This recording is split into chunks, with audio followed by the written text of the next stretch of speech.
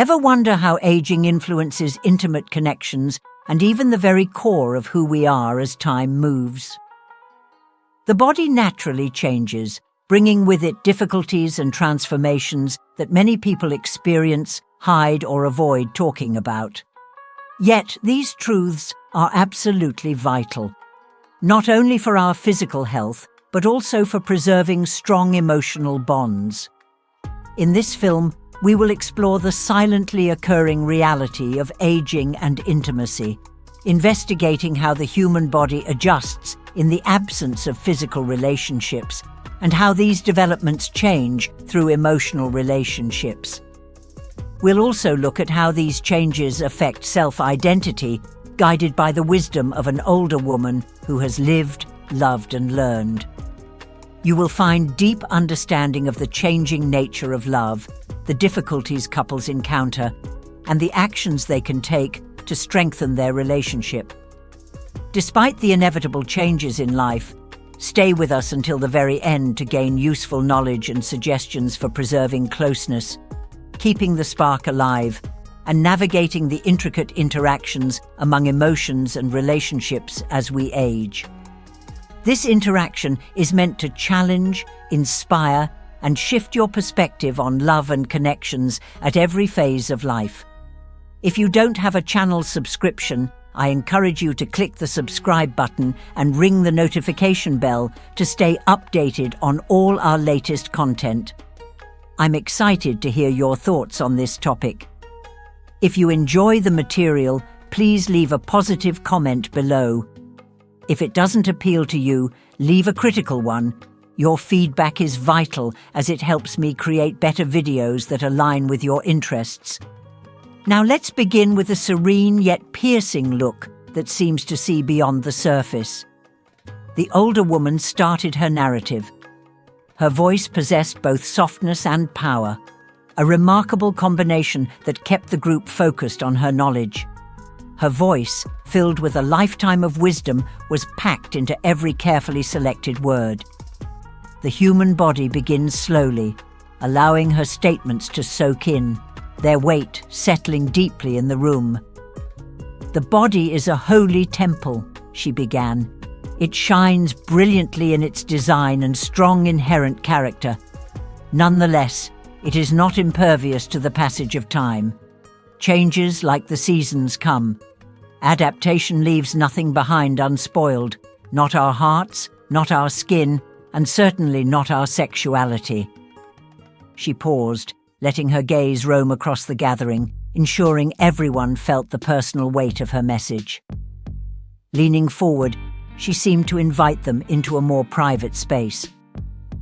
Today, we will talk about a truth that is sometimes cloaked in silence, a reality about older individuals and how their bodies react to the lack of closeness. It's a topic many shy away from, but it holds a depth we need to understand. When closeness fades, it's not only a man's body that transforms. It spreads through his feelings, his sense of identity, and even his relationships. The room was silent, a silence not born from apathy, but from deep thought. A young man, with a mix of inquiry and anxiety on his face, paused before raising his hand. His voice trembled as he asked the question that had been hovering in his mind. "True," he started cautiously, "but if an older man stops having sex, does his penis undergo physical changes?" The woman's eyes softened with knowledge. Her no was slow and deliberate, as though acknowledging the bravery it took to ask such a question. "Yes," she answered. Her voice reflected empathy rather than judgment. "It is true. Our bodies, regardless of gender, are meant to be used to enjoy motion and stimulation. The male anatomy, just like the muscles in your legs or arms, requires use to preserve its vitality. When a man stops sexual activity for an extended period, particularly in his later years, changes do happen. The penis can lose flexibility and strength due to the lack of consistent blood flow. Anything related to sexual activity or even arousal helps facilitate this. She paused, letting the weight of her words sink in. Over time, tissues may harden. One can notice a slow decrease in both length and width. These changes are neither immediate nor always reversible. It's a truth most people are unaware of. A quiet murmur rippled through the room, a shared recognition of the gravity of her words. Another young man, seated near the edge of his seat, leaned forward, his brow furrowed with concern. "Does that mean," he asked carefully, "that a man loses some of his sexuality without sex?" The older woman smiled faintly, a warm smile tempered with the knowledge of someone who had long pondered such questions. "Concerning virility," she began, her voice mixing respect with a hint of regret, "we often limit it to the physical power of performance. But true virility, my dear, exists as much in the spirit as it does in the body. In the body, it is a gauge of passionate vitality for life, of the bravery to love and be loved, even while the physique may change with disuse, becoming less elastic or less receptive. This does not reduce a man's value or his ability to communicate. The penis, like any other body part, needs maintenance, focus, and stimulus to stay healthy. But this is not the whole identity of a man or his worth as a partner." The group fell silent once more, this time with a stronger weight, a sensation of reflection. The air was dense with unanswered questions and unmet worries. Finally, a young woman's voice, slightly shaking, broke the quiet. "How does this strain a couple's relationship?" she asked, her vulnerability evident in every syllable. "How does a woman feel when her husband becomes unable, as close as he used to be?" The old woman closed her eyes for a moment, as though drawing from an inner reservoir of power. When she spoke, her words carried a sensitivity that felt like an embrace. "Intimacy," she began. "The vocabulary of love is not limited to physical deeds. Still, for many, love is defined largely through the corporeal. It's often most clearly shown when a man's capacity to engage in sexual activity changes. This usually starts a chain reaction, particularly for a woman who often finds connection and validation through tactile means. This shift can seem like a subtle loss, not just about the act itself, but about what it symbolizes as intimacy, the silent link between two bodies existing in a sacred space. When that changes, a woman could feel a disconnection, as though the bridge that once united her and her lover is starting to fall apart. Insecurity might arise from this, not due to a lack of desire, but because something else is slipping away, even though you're still observing. This video will help you explore these ideas. Please leave a comment below to let me know if you still find this interesting. The group was engulfed in her words, the reality of them aligning into the still areas of their minds. A young woman, her lips pressed tightly together, considered the message. After a moment, she spoke. Her voice was more constant now, with a tone of will. "So, what can a couple do?" she asked. "When that moment arrives, how can they stay connected?" The elderly woman's expression softened, her eyes glittering. She said with both regret and hope, "Here is where love must change gently. Physical intimacy may vary, but the core of connection does not have to. Couples must learn to rediscover each other in new ways, a lingering touch, a sincere conversation followed by a shared joke. These begin to become the new languages of love." She paused and then continued, "Honest, open communication is absolutely necessary. Talks about aspirations, anxieties, and the ways in which any friend can be appreciated. One might find closeness in the most basic of acts, walking hand in hand during a stroll, sharing a quiet moment of introspection, or even sitting together in silence, fully present with one another. Though love is strong, it calls for development when one is ready to change and let their love evolve. Given the seasons of life, love does not diminish. Rather, it deepens. Her words hung in the air, a great invitation to see the limits of connection differently. The group sat in respectful quiet, each member deep in contemplation. In that stillness, the older woman saw the gleam of something valuable, an openness to face the inevitable transformations of life, guided by grace, bravery, and above all, love. Her eyes softened as she looked around the room with the kindness of someone who had trekked the long road of life and love. The young people gathered before her were keen, though it was clear they were reluctant to face subjects that felt both deeply personal and somewhat uncomfortable.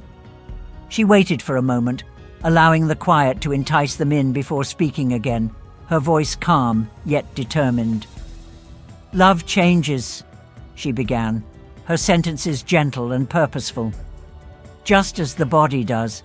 It is one of life's indisputable facts. What feels simple and fierce in youth gets increasingly difficult and intricate as we age. When physical proximity starts to fade, or when it becomes difficult due to the natural evolution of the body, it can feel as though something is being lost. But it's not the end." She softened her tone, adopting a contemplative attitude as she continued. "In truth, love or connection might be the beginning of something more profound. When sex loses its appeal, whether it becomes less regular or less active, a couple sometimes has to find new ways to connect. It's the small things, the light touch on the shoulder as you walk past, a kiss in the kitchen, or a slow, sincere conversation before bed, that imply much more than just physical enthusiasm. These little acts inspire closeness, that the nature of love transcends the limits of the body." But she added, her voice strong and her convictions driving it, "It is absolutely important that the elderly man does not set himself aside to be inactive. The body, even in elderly years, yearns for stimulus. Without it, it starts to lose its vitality. However, one can still maintain physical performance, even if the type of closeness revealed differs from what it was in the past." A young man, seated with a stiff posture at the back, a mix of inquiry and anxiety on his face, gingerly raised his hand and spoke. He hesitated slightly before continuing. "What occurs?" he inquired. "Does the woman begin to feel different when she thinks her partner cannot meet what he used to?" The old woman looked toward him, her face full of knowing. She softly sighed, the type of sigh that bears the weight of years of thinking. "It's natural," she remarked gently. "When a man's capacity for participation in physical intimacy alters, it frequently influences his spouse as well. A woman's body and feelings respond to these changes. She may experience that something is absent, as though a component of their relationship has been removed. Penetration, for instance, may not feel the same if the male faces challenges in maintaining robust erections. These developments can create a sense of separation, a silent void between two people in love." She paused, allowing her words to sink in before continuing. "But here is where love must rise to meet the need this presents, where it transforms into something even more significant. It's crucial for both partners to engage in honest communication about their emotions, not only their frustrations and anxieties, but also their aspirations and dreams. When couples are ready to confront these changes together, they can uncover solutions.